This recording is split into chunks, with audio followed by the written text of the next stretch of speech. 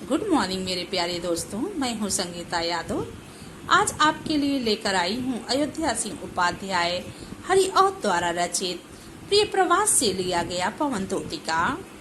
पवन तोतिका में उस समय का वर्णन किया गया है जब भगवान श्री कृष्ण व्रत छोड़कर मथुरा चले जाते हैं और मथुरा जाते हैं तो समस्त गोपिकाएं उनके दुख में व्याकुल हो जाती हैं और जब व्याकुल होती हैं तब उन्हीं गोपिकाओं में से ही एक राधा जी भी होती हैं जो अत्यधिक दुखी हो जाती हैं। दुख के कारण वे एक दिन अकेली ही घर में बैठी हुई होती हैं। उनके नेत्रों से आंसू निकल रहे होते हैं। तभी वहां वायु बहने लगती है और वायु के कारण उनका दुख और अधिक बढ़ जाता है।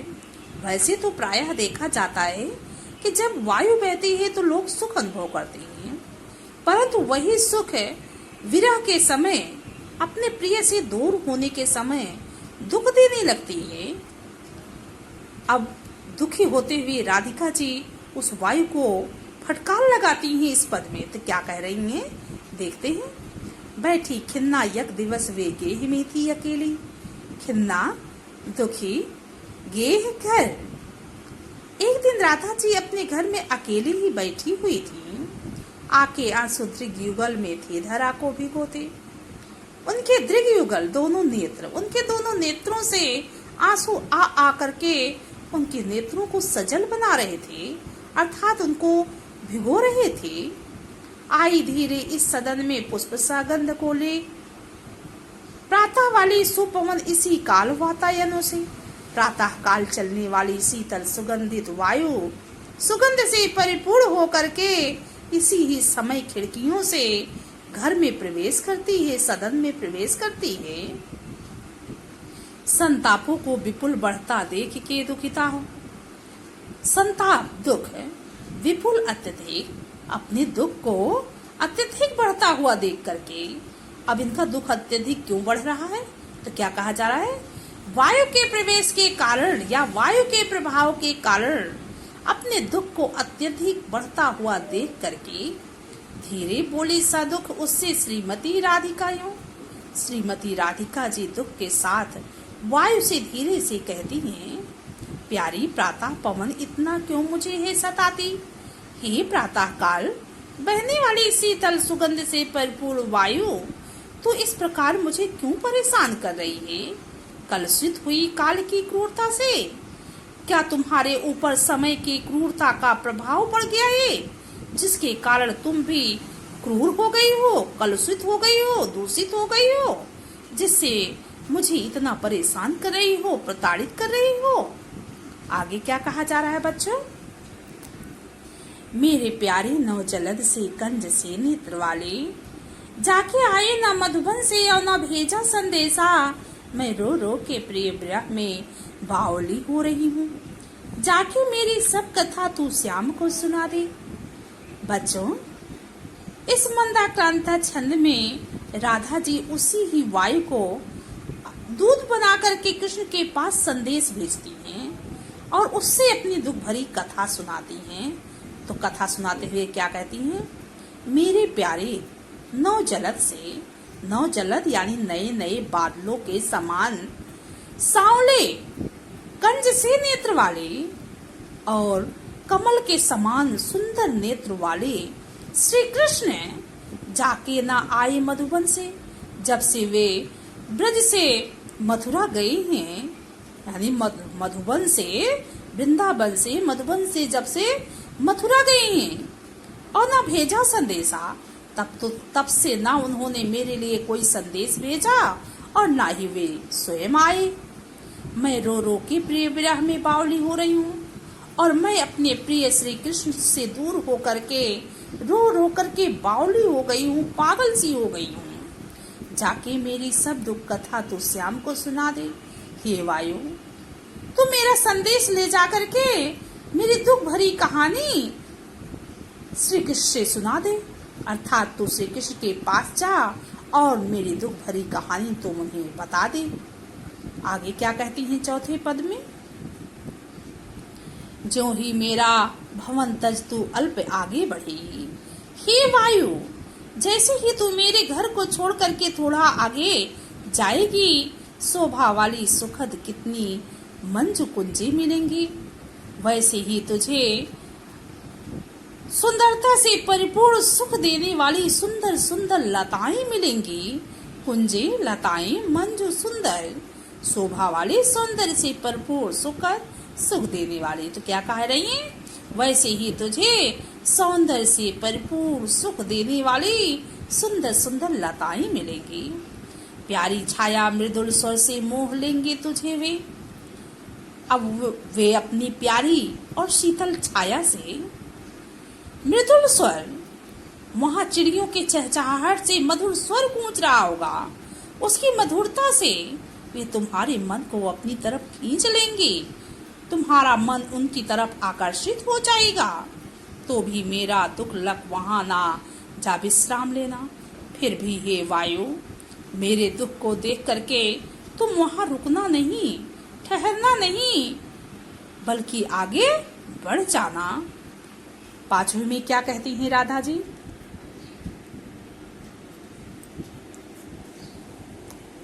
थोड़ा आगे सरस रव का धाम सत्व पुष्प वाला, अच्छी अच्छी बहुद्रुम लतावान सौंदर्यशाली, प्यारा वृंदा विपिन मन को मुग्धकारी मिलेगा। अब तीसरी लाइन से अर्थ निकाला जाएगा। हे वायु, जैसे तू थोड़ा और आगे बढ़ेगी वैसे प्यारा सा सुंदर सा जंगल वृंदावन मिलेगा। कहते हैं थोड़ा आगे, जैसे तू थोड़ा से और आगे बढ़ेगी प्यारा वृंदा विपिन मिलेगा, यानी प्यारा सा सुंदर सा जंगल वृंदावन मिलेगा। सरस रव का धाम सत्व पुष्प वाला, वहां सुंदर सुंदर फूल होंगे। चिड़ियों के चहचहाट से मधुर ध्वन गूंज रहे होंगे। यानी रव मिस होता है ध्वनि, कि चिड़ियों के चहचहाहट से मधुर ध्वन गूंज रहा होगा। अच्छे अच्छे बहुद्रुम लतावान सुंदरशाली, अच्छे अच्छे बहुत से पेड़ होंगे, लताएं होंगी जो सुंदरता से परिपूर्ण होंगी। प्यारा वृंदा विपिन मन को मुग्धकारी मिलेगा। यह प्यारा सा सुंदर सा वृंदावन अपनी सुंदरता से तुम्हारे मन को मोह लेगा। आना जाना इस विपिन से मोहाय माना ना होना।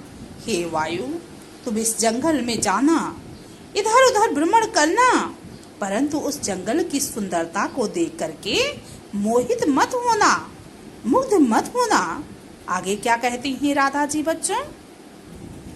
जाते जाते अगर पथ में क्लांता कोई दिखावे, क्लांत में से होता है थकी हुई दुखी स्त्री। तो क्या कहा जा रहा है? हे वायु, जाते जाते रास्ते में कोई अगर तुम्हें थकी हुई दुखी स्त्री दिखाई दे, यानी दुखी व्यक्ति दिखाई दे, स्त्री नहीं दिया है, कोई भी दुखी व्यक्ति दिखाई दे, तो जाके सन्निकट उनकी क्लांतियों को मिटाना। तो उसके पास, सन्निकट यानी पास में, तो उसके पास जा करके अपनी शीतल वायु से उसकी थकावट को दूर कर देना, उसके दुख को दूर कर देना।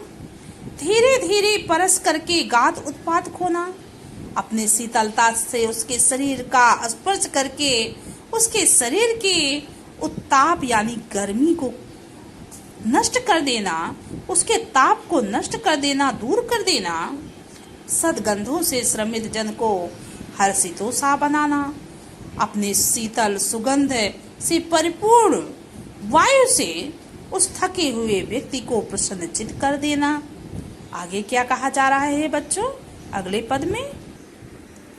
लज्जाशील पथिक महिला जो कहीं दृष्टि आवे, यदि कोई, हे वायु, मार्ग में यदि तुम्हें कोई लज्जाशील स्त्री दिखाई दे, होने देना विकृत वसना, तो ना तो सुंदरी को, उस स्त्री को देख करके तुम धीरे से बहना। उस स्त्री के वस्त्र को अस्त व्यस्त मत होने देना, उड़ने मत देना। जो थोड़ी भी श्रमित वह हो, गोद में ले शांति खोना। यदि तुझे वह थोड़ी भी थकी हुई दिखाई दे, तो उसे अपनी शीतल गोद में लेकर उसकी थकावट को दूर कर देना। ओठों की और कमल मुख की म्लानताएं मिटाना, अपनी शीतलता से उसके सूखे हुए कमल के समान मुखमंडल के और उसके ओठों के मलिनता को मिटाना, यानी उसकी मुरझाहट जो मुरझा गई होगी, वो कुम्हला गई होगी, उस चेहरे पर मलिनता छा गई होगी, उसे अपनी शीतलता से दूर कर देना। 8वें पद में कहा जा रहा है, कोई क्लांता कृषक ललना खेत में जो दिखावे। क्लांता में होता है थकी हुई कृषक किसान ललना पत्नी। हे वायु, अगर मार्ग में तुझे कोई थकी हुई किसान की पत्नी खेत में काम करते हुए दिखाई दे तो धीरे धीरे परस उसकी क्लांतियों को मिटाना। अपनी शीतलता से धीरे धीरे उसके शरीर का स्पर्श करके उसकी थकावट को दूर कर देना। जाता कोई जलद यदि हो व्योम में तो उसे ला। उस समय आकाश में कोई बादल का टुकड़ा जाता हुआ तुझे दिखाई दे तो उसे ला करके उसके छाया द्वारा सुखित करना तप्त भूतांगना को, यानी उसकी शीतल छाया के द्वारा धूप में जल रही तप्त भूतांगना, यानी धूप से पीड़ित, धूप में जल रही उस स्त्री के ताप को दूर कर देना, उसे खुश कर देना, प्रसन्नचित कर देना, अर्थात अपनी शीतलता से उसे सुख प्रदान कर देना। आगे राधा जी क्या कहती हैं? जाते जाते पहुंच मथुरा धाम में उत्सुका हो। क्या कहा जा रहा है बच्चों? मथुरा नगर में पहुंच करके मथुरा नगर की सुंदरता, उसकी भव्यता तुम देखने के लिए उत्सुक हो जाना। न्यारी शोभा वर नगर की देखना मुग्ध होना। उस श्रेष्ठ नगर की सुंदरता, वैभव, समृद्धि, उसकी भव्यता तुम्हें अपनी तरफ आकर्षित करने के लिए स्वयं ही तुम्हें उत्सुक बना देगी, स्वयं ही तुम्हारी मन की तीव्रता को बढ़ा देगी। तो हे वायु, तुम उस नगर की भव्यता, उस नगर की श्रेष्ठता और सुंदरता को देखना मत भूलना। तू होवेगी चकित लक्के मेरु के शीश मंदिरों को आभा वाले कलश जिनके दूसरे अर्क से, अर्क यानी सूर्य। हे वायु, तू वहां पहुंच करके दूसरे सूर्य के समान चमकने वाले कलश से युक्त सुमेरु पर्वत के समान ऊंचे ऊंचे विशाल मंदिरों को देखेगी, होएगी चकित। तो उसे देख करके आश्चर्यचकित हो जाएगी, तेरे आश्चर्य का ठिकाना नहीं रहेगा। आगे क्या कहती हैं? देखे पूजा समय मथुरा मंदिरों मध्य जाना। हे वायु, तो पूजा के समय मथुरा के मंदिरों में जाना। हे वायु, तो पूजा के समय क्या करना? पूजा के समय मथुरा के भव्य मंदिरों के बीच जाना। नाना वाद्यों मधुर स्वर की मुग्धता को बढ़ाना। मंदिर में रहने वाले अनेक प्रकार के वाद्य यंत्रों को अपनी मधुर ध्वनि प्रदान करके उसके मधुरता को और अधिक बढ़ा देना। कि वहाँ लेके रुचिर तरु के शब्दकारी फलों को अथवा मंदिर के परिसर में, किंवा यानी अथवा मंदिर के परिसर में पाए जाने वाले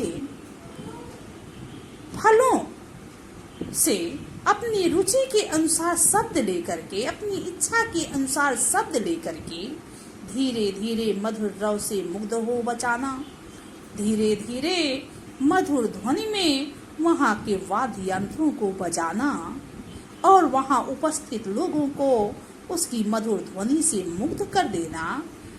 आगे क्या कह रही राधा जी वायु से?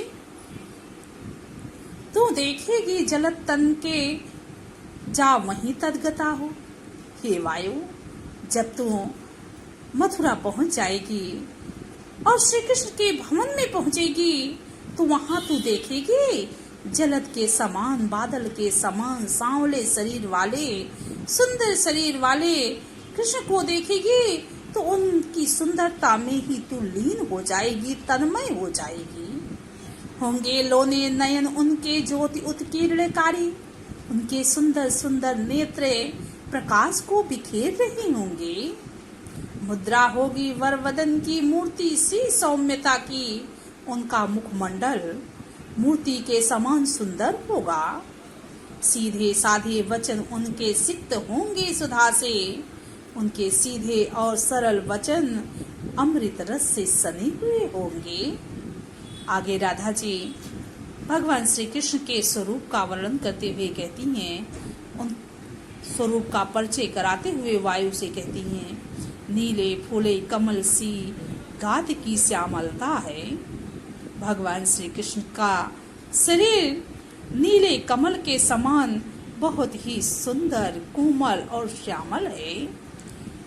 पीला प्यारा वसन कट में पहनते हैं फबीला, वे अपने कमर में बहुत ही आकर्षित करने वाला सुंदर सा पीला वस्त्र धारण करते हैं।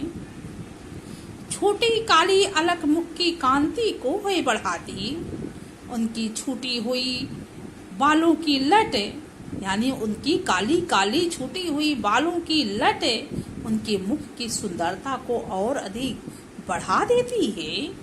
सद वस्त्रों में नवल तन की फूटती सी प्रभा है, सुंदर से वस्त्रों में उनके शरीर की सुंदरता और अधिक बढ़ जाती है। आगे राधा जी क्या कहती हैं?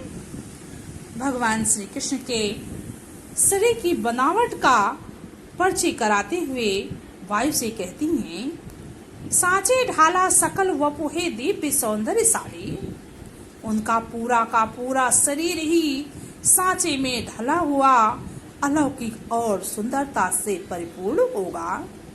सत पुष्पों की सुरभि उनकी प्राण संपोषिका है।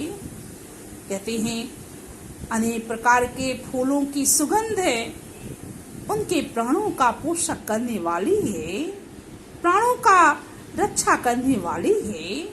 यानी अनेक प्रकार के फूलों का सुगंध लिए हुए वायु उनके प्राणों का पालन पोषण करने वाली है। दोनों कंधे वृषभ वर्षे हैं बड़े ही सजीले, उनके दोनों कंधे बैल के समान श्रेष्ठ है और बड़े ही सुंदर हैं। लंबी बाहें कलभ करसी शक्ति की पेटिका ही, उनकी लंबी लंबी बाहें हाथी के सूंड के समान शक्ति की पेटारी हैं। आगे राधा जी क्या कहती हैं? राजाओं सा सिर पर लगा दिव्य आपीट होगा। हे वायु, वो राजाओं महाराजाओं के समान अपने सिर पर अलौकिक मुकुट धारण करते हैं। शोभा होगी उभय श्रुत में स्वर्ण के कुंडलों की, उनके कानों में सुंदर सोने के कुंडल यानी सोने के कुंडल सुशोभित हो रहे होंगे। नाना रत्न कलित भुज में वाज मंजू के यूर होंगे। अनेक प्रकार के रत्नों से जड़ा हुआ उनकी भुजाओं में सुंदर सा बाजूबंद होगा। केयूर यानी बाजूबंद होगा। मोती माला लसित उनका कंबुसा कंठ होगा। मोतियों और मालाओं से सुशोभित होता हुआ उनका शंख के समान गर्दन होगी। आगे राधा जी कृष्ण भगवान का परिचय देते हुए क्या कहती हैं? तेरे में ना यह गुण जो तू व्याथाएं सुनाए। अब वायु को ही अयोग्य ठहराती हैं। अयोग्य ठहराते हुए राधा जी कहती हैं कि हे वायु, तुझ में वो गुण ही नहीं है कि जिससे तू जा करके मेरी दुख भरी कथा कृष्ण को सुना सके। व्यापारों को प्रखरमति और युक्तियों से चलाना, परंतु तुम अपना कार्य अपनी तेज बुद्धि और उपाय से ही कर लेना। बैठे जो हो निस्सदन में मेघ सी कांति वाले, यदि बादल के समान सांवले और सुंदर शरीर वाले श्री कृष्ण अपने निज घर में, अपने सदन में, अपने भवन में बैठे हुए हो तो चित्रों को इस भवन के ध्यान से देख जाना। तो उस भवन में, उस घर में लगे हुए चित्रों को देखना, फिर वहां प्रवेश करना। आगे राधा जी क्या कहती हैं वायु से? जो चित्रों में विरह विदुरा का मिले चित्र कोई, यदि उन चित्रों में कोई विरह से पीड़ित स्त्री का चित्र दिखाई दे तो जाके सन्निकट उसको भाव से यूं हिलाना। तो उस चित्र के पास जाकर उसे इस प्रकार से हिलाना, इस हाव भाव से हिलाना, प्यारे होके चकित जिससे चित्र की ओर देखे, जिससे मेरे प्यारे श्री कृष्ण आश्चर्यचकित होकर के उस चित्र की ओर देखने लगे। आशा है यूं सुरति उनको हो सकेगी हमारी, मुझे आशा है उस विरह से पीड़ित चित्र को देख करके अवश्य ही उन्हें हम यानी हम गोपियाओं की या हम गोपिकाओं की याद अवश्य ही आ जाएगी कि इसी चित्र में चित्रित विरह से व्याकुल स्त्री के समान हम भी उनसे दूर होकर के किस प्रकार से विरह से व्याकुल हैं। आगे क्या राधा जी कहती हैं, जो कोई भी इस सदन में चित्र उद्यान का हो, हे वायु, यदि उस भवन में, उस घर में किसी बगीचे का चित्र लगा हुआ हो तो हो प्राणी विपुल उसमें घूमते बावले से, और उस चित्र में लगे हुए जो प्राणी होंगे बावले से, व्याकुल से, अत्यधिक बेचैन से इधर उधर घूम रहे हों, तो जाके सन्निकट उसको और हिला के उसे भी, तो उसके भी पास जाना और उसे भी धीरे से हिलाना, देवात्मा को सुरति ब्रज के व्याकुलों की कराना। उस देवात्मा अर्थात प्रभु कृष्ण को इस ब्रज की याद दिला देना कि इस ब्रज में भी श्री कृष्ण के यहाँ से चले जाने से यहाँ भी लोग उनके बिना व्याकुल होकर, बेचैन होकर इधर उधर इसी चित्र के समान ही घूमते हैं, इधर उधर बावले से पड़े रहते हैं। आगे राधा जी क्या कहती हैं, कोई प्यारा कुसुम कुम्हला गेह में जो पड़ा हो, हे वायु, यदि उनके घर में कोई प्यारा सा फूल कुम्हला करके, मुरझा करके कहीं पड़ा हुआ तुझे दिखाई दे जाए तो प्यारे के चरण पर ला डाल देना उसी को, उस पुष्प को ला करके हमारे प्रिय श्री कृष्ण के कदमों में डाल देना। यूं देना है वचन पवन बदला फूल सी एक बाला, और उन्हें उस फूल के माध्यम से यह बता देना कि ऐसे ही फूल से एक सुंदर सी बाला, एक सुंदर सी स्त्री म्लाना हो कमल पग को चूमना चाहती है, आपसे दूर होकर के, आपके विरह से व्याकुल होकर के आपके पैरों में आना चाहती, पैरों का दर्शन करना चाहती है, आपके कदम को चूमना चाहती है, आपका दर्शन करना चाहती है, इस प्रकार उन्हें बतला देना।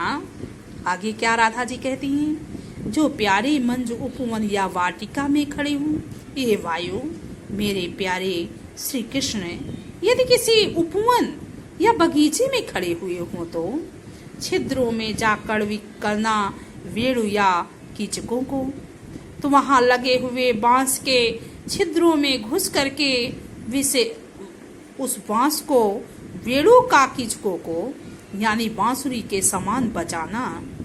यूं होवेगी सूरत उनको सर्व गोपांगना की, इस प्रकार उस ध्वनि को सुन करके उन्हें सभी गोपियों की याद आ जाएगी, जो है वंशी श्रवण रुच से दीर्घ उत्कंठा होती, कि इसी प्रकार ही उनकी बांसुरी की ध्वनि सुनने के लिए सभी गोपिकाएं किस प्रकार सुनने की चाह लेकर के उनके पास दौड़ी हुई चली आती थी।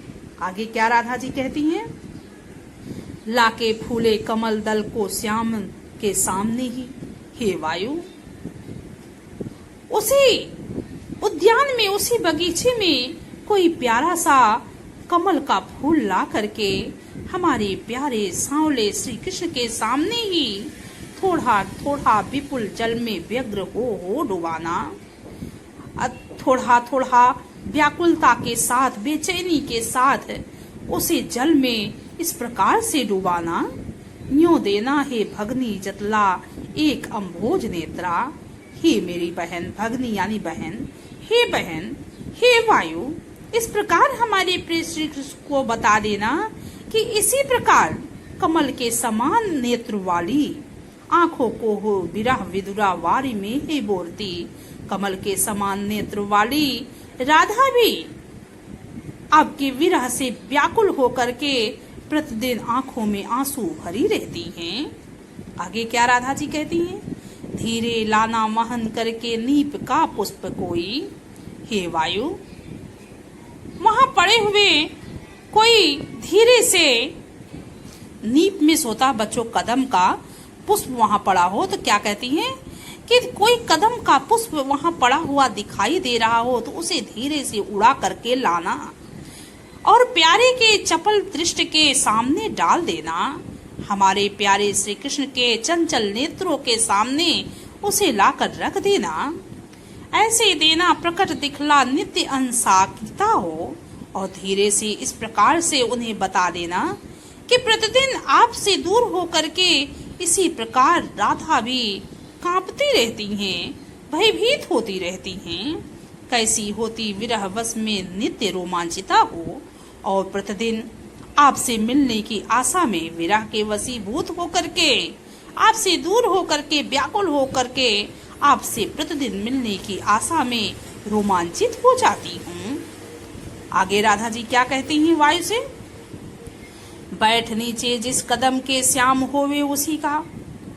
हे वायु, भगवान श्री कृष्ण जिस भी विटप यानी पेड़ के नीचे बैठे हुए हों तो उसी पेड़ का कोई पत्ता निकट उनके नेत्र के ले हिलाना।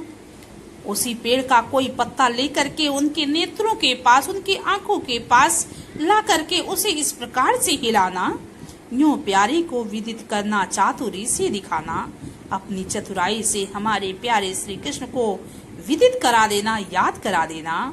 मेरी चिंता विजित चित्त का क्लांत हो कांप जाना, जिससे वे हम गोपिकाओं को याद करके वे भी दुखी होकर कांप जाए। आगे क्या कहती हैं? सूखी डाली मलिन लतिका जो धरा में पड़ी हो। हे वायु, यदि कोई सूखी हुई डाल की लताएं धरती पर पड़ी हुई तुझे दिखाई दे, यानी सूखी हुई मुरझाई हुई कोई लता तुझे दिखाई दे, तो पाँव के निकट उसको श्याम केला गिराना। तो उस लता को हमारे प्यारे सांवले श्री कृष्ण के सामने लाकर गिरा देना। न्यों धीरे से प्रकट करना प्रीति से वंचिता हो और इस प्रकार उन्हें संकेत के माध्यम से बता देना कि आपके प्रेम से वंचित होकर के, दूर होकर के मेरा होना अति मलिन और सूखती नित्य जाना। आपके प्रेम से वंचित होकर के राधा भी मलिन हो गई हैं, मुरझा गई हैं और प्रतिदिन इसी पत्ते के समान, इसी लता के समान सूखती हुई चली जा रही हैं। आगे राधा जी क्या कहती हैं बच्चों? कोई पत्ता नवल तरु का पीत जो हो रहा हो। हे वायु, कोई भी नए नए पेड़ का पत्ता अगर पीला होता हुआ तुझे दिखाई दे रहा हो तो प्यारे के दृग युगल के सामने ला उसे ही। तो मेरे प्यारे श्री कृष्ण के दोनों नेत्रों के सामने उसे भी ला करके धीरे धीरे संभल रखना और उन्हें यूं बताना, धीरे से संभाल करके उसे रखना और इस प्रकार संकेतों के माध्यम से उन्हें बताना। पीला होना प्रबल दुख से पोषिता सा हमारा, कि हम भी, यानी उन्हें ये समझा देना, बता देना कि आपसे दूर होकर के राधिका और गोपिकाएं भी दुख के कारण, विरह के कारण, ताप के कारण धीरे धीरे वो भी क्या हो रही हैं? पीली हो जा रही है। इसी पत्ते के समान वो भी सूख जा रही हैं, पीली हो जा रही हैं। आगे क्या कहते हैं? यूं प्यारे को विदित करके सर्व मेरी व्यथाएं। हे वायु, इस प्रकार मेरे प्यारे श्री कृष्ण को मेरी समस्त दुख कथा समझा करके, बता करके, याद दिला करके धीरे धीरे वहन करके पाँव की धूल लाना। उनके पाँव की धूल धीरे धीरे उड़ा करके मेरे पास लेके आना। थोड़ी सी भी चरण रज को जो ला देगी हमें तू, यदि उनके थोड़ी सी भी चरणों की धूल ला करके मुझे दे देगी, हाँ कैसे तो व्यथित चित्त को बोध दे मैं दे सकूंगी, तो अपने दुखी हृदय को मैं थोड़ा सा समझा सकूंगी।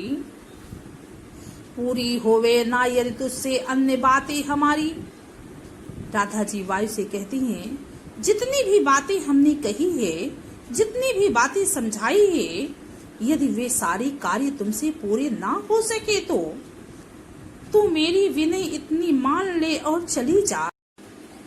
मेरी विनती मान ले और चली जा। छू के प्यारे कमल पग को प्यार के साथ आ जा।